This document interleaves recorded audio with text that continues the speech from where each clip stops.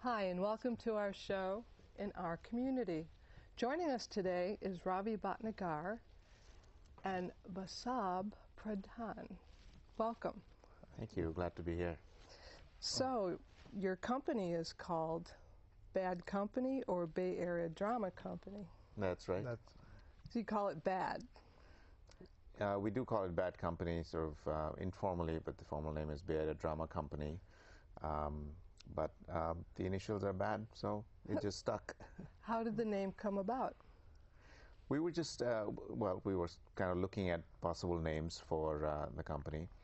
We, actually, it's an interesting story. Our first submission was The Drama Company, and it came back from the state saying it's too generic and they won't accept it. So then we generated another list, and this is the one that we all agreed was the best name, and then we went with that. Wonderful. And the fact that it abbreviates to Bad Company, I think it kind of spurred us on. Yeah, I almost thought it was like a Michael Jackson thing, like Bad. So you have some plays coming up? Yes, so we have our 7th production coming up in December. So the show dates are December 3rd to 11th at Sunnyvale Theatre. And the play is called Free Outgoing. It's set in Chennai in India, but it's a very universal theme. It's about how when you put smartphones in the hands of teenagers, the things that can happen, the things that can go wrong, and they go very wrong, and how, you know, a video that's taped goes viral, and how, you know, the community, the neighborhood, and the media just tear apart the family where the girl has been taped. And where will this be showing? Sunnyvale Theatre. And when's that coming up? December 3rd to 11th. We have 5 shows. Very nice. Where do you find your actors? All our actors are from the Bay Area community. And what we do is when we launch a new production, we announce our auditions on our website, through our emails, through our Facebook page, and so on. And by and large, the response has been very encouraging. And are you a nonprofit? Yes. And what made you decide to be a nonprofit? Well, so theater, I think most theater groups, if you look at theater groups in the Bay Area, they are nonprofit, and I think that's the way we decided to go, because it makes, we do need to raise funds to support ourselves, and for that you also need volunteers, and both volunteers as well as donors, they're more comfortable if they're giving to a nonprofit. So it almost wasn't an option to be a for-profit company. I see. And if someone wanted to audition for one of your plays, how would they go about it?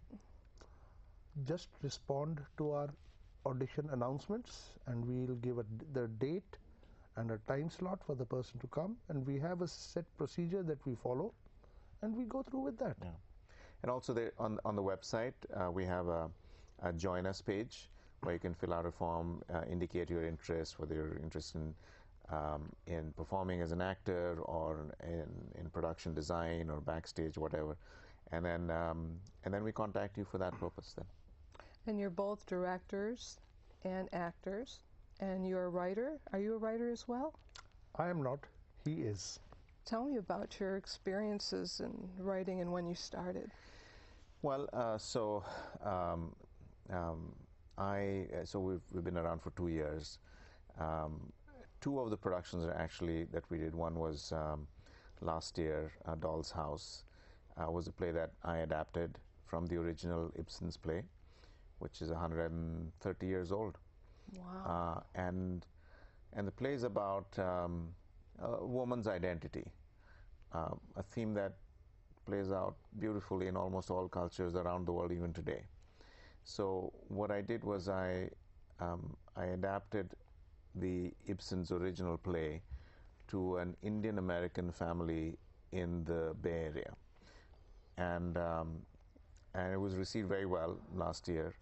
I also directed it. And then, so we did another run this year as well. Now, with your culture and then in the Bay Area, how were you able to transform that? I mean, because that's quite a change.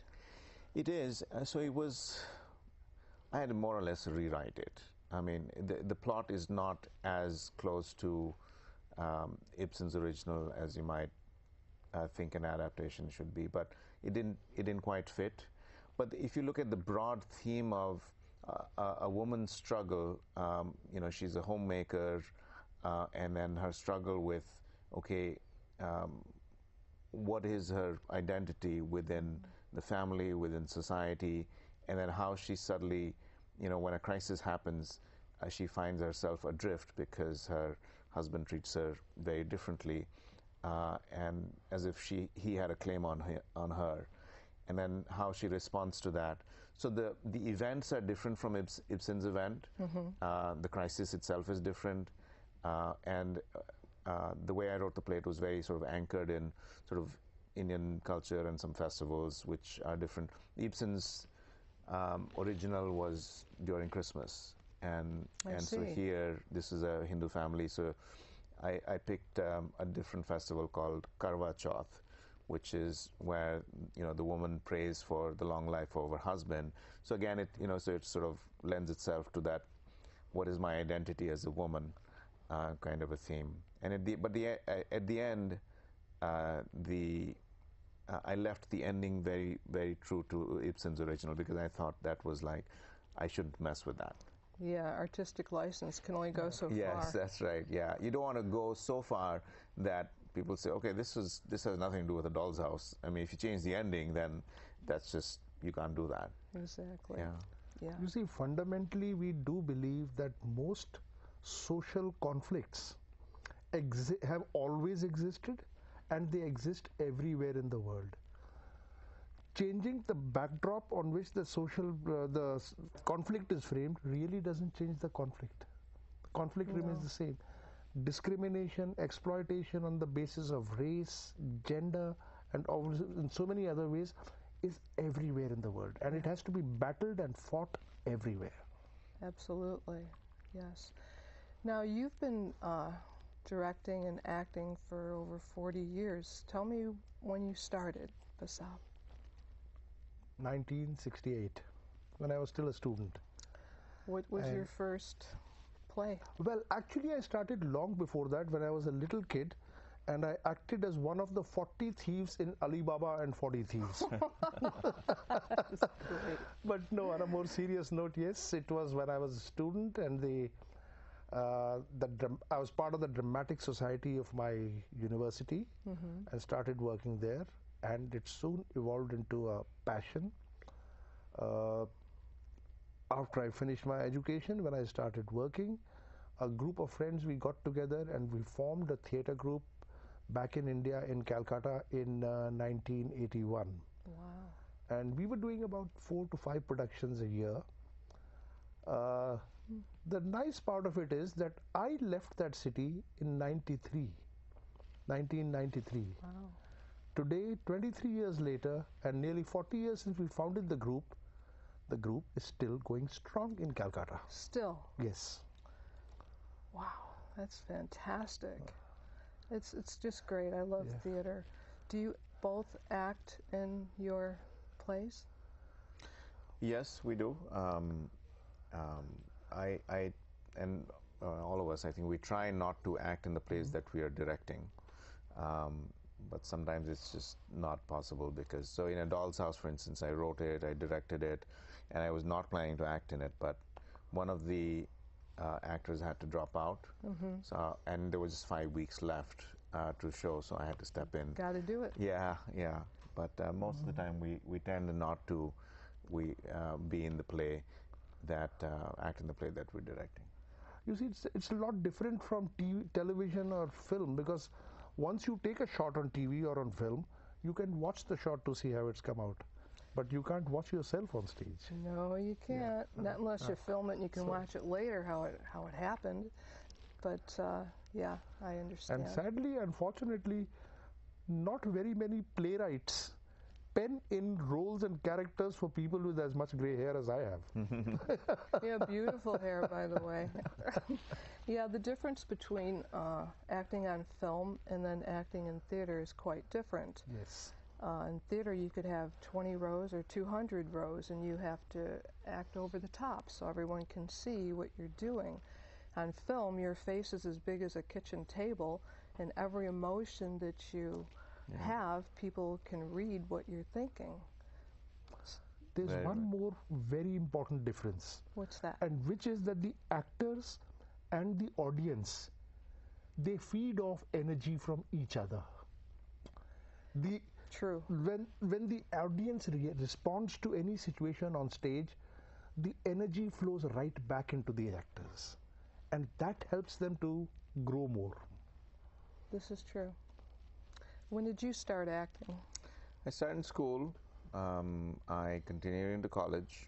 Actually, A Doll's House was, I first did it in college. I directed and acted in it. And then I stopped after college, and I just worked.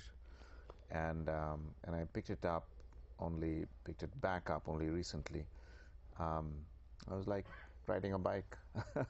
It's never too late. It's never too late, and it really doesn't go away, especially if you've done a good bit of it, which I had.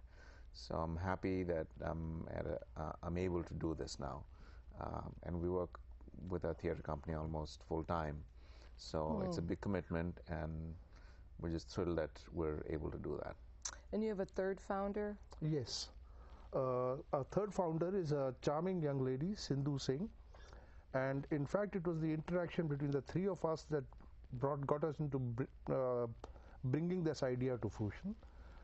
She is unfortunately out of town right now. She too is a very accomplished actor, director, and production designer. Fantastic.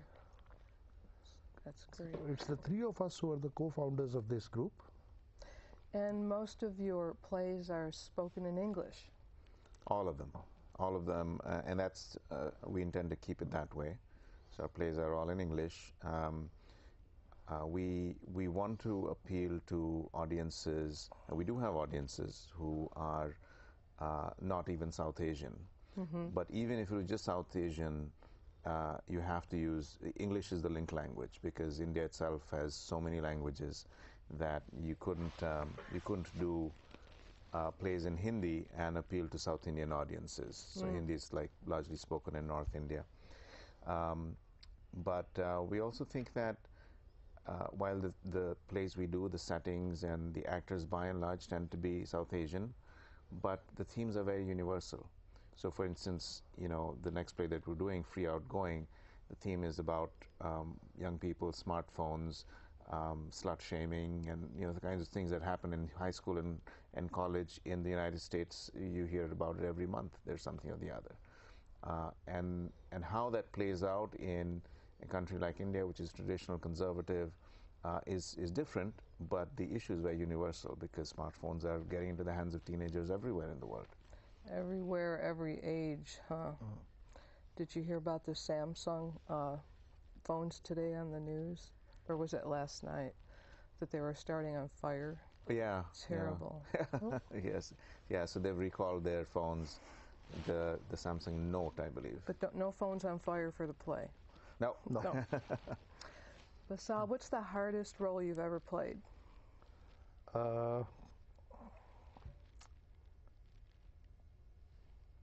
It was the character of the father in Arthur Miller's All My Sons. Tell me about it. That was a play about the period was around the time of the Korean War, and the father was a guy who was running a factory where they manufactured aircraft parts for the Air Force. And one day something went wrong on the production line and the defective parts came out. As a businessman, he decided to close his eyes to it and supply those parts to the Air Force, which resulted in planes crashing, pilots being killed, and one of the pilots killed was his own son. So this is a true story. No, it's No. it's a play by Arthur Miller. Okay, all right. Arthur Miller's play. Okay, all right. And it was the play went on to examine how this has always played on his mind. His wife knew about it, but they would rather not talk about it. and it went on examining the characters of each of these people. That was it was a very interesting and yet a difficult role. Among other reasons, it was little more difficult because that was the role of an older person, and at that time I was not an older person. So they had to age you, Yes. but you could do it now. Yes, possibly. Would you do it at your theater, perhaps? I don't know. But we do love Arthur Miller Yeah. as a playwright for sure. I just saw Crucible in New York. It was just It's an a amazing very play, yeah. powerful play. Yeah. Yeah. So anyone else starting a theater company, would you give any advice? Think carefully before you start it, because it's very so part of it is, of course, you're following your passion and you're doing theater, but a big part of it is running a small business, Yeah. right? And you're going to be spending a lot of time running that small business, and it's those parts of the business have to be run well in order for you to be able to do the theater that you love. And it's not always easy, it's not always fun to run the business side of it. You have to make ends meet, which is the most important part of it, right? And we've been fortunate in that, we just put in $200 each so far. And so we've been able to run this sustainably with just that, and we're proud of what we've achieved so far. But it's not always it's not been easy, and for any new theater company, I think that is the key thing that they have to look at before they decide they want to go do this. But having said that, it is a lot of fun.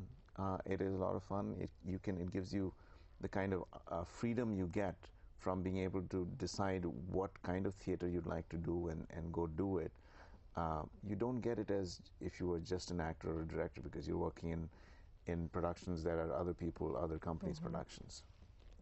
I get it, Ravi. It is a lot of fun, even though it is hard work. Yeah. See, it's very important to be clear about one's objectives.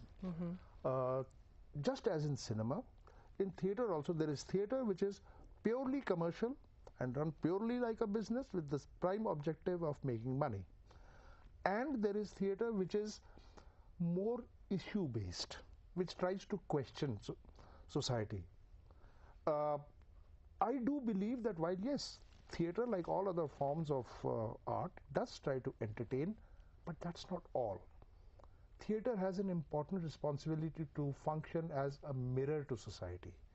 Now, anybody starting a new group must be clear. Do they want to do it as a business to become rich, or do they want to do it because they want to do it? Because they have a passion. Yes. And are concerned about the issues they are raising. There is this technique of theater which is called Chekhovian theater, pioneered by Anton Chekhov from Russia, in which he has this, in all his plays, he asks questions of society. He doesn't always answer them. He raises the questions and leaves it to the audience to find their own answers. That's the best. I mean, in acting and in writing, you want to include the audience to help for them to be part of it, to figure it out. To take a quick example, Basu was just talking about this play, Doll's House, which he directed and he adapted. The play ends with the woman walking out of the house. Now, will she come back? Will she reconcile? Is she gone for good? And what made her do that? Those are the questions out there. And would you do that, or would I do that, right? Yes. Yeah. Leaves it open-ended. Very interesting. So they walk out thinking, Right. right? Right. We hope so. And where do you stage your plays? I know this one coming up in December is at the Sunnyvale Theater, yeah. Community Theater, yeah. Yeah, and we also, another site that we use is Lohman Theater at Foothill College. Okay. Yeah, so the Los Altos Hills, yeah. Wonderful. Next year you have some more plays coming up? Yeah, but so far we haven't announced a season yet. Okay. It's still in planning. Okay. So far, but we know what our December play is, which is Free Outgoing. And are the actors paid? The actors are not paid. Right now, the sort of model that we have works. If we we do pay people for certain production design skills, like set design, light design, makeup sometimes, and the direction we're taking is we want to attract better talent by paying for things that we feel like they should be paid for. Mm-hmm. I think everybody should be paid. I think actors should be paid because they have to make a living, even if they're not doing this full time. But we're just not yet there, not where we can actually pay our actors. I'm wondering, if the actors aren't paid, and how do you get them to volunteer? Just to be part of it? Do you? Yeah, well, so far we've had no trouble at all, and our auditions are very well attended. We are often spoiled for choice. They're not professional actors, but there's a great deal of talent and a great deal of interest in acting, and a lot of them, obviously, they have day jobs. Mm-hmm. I would say that even for professional actors, if you're a professional theater actor, you have to be really at the tippy top of the pyramid to be able to do this full time. You would have to do something else.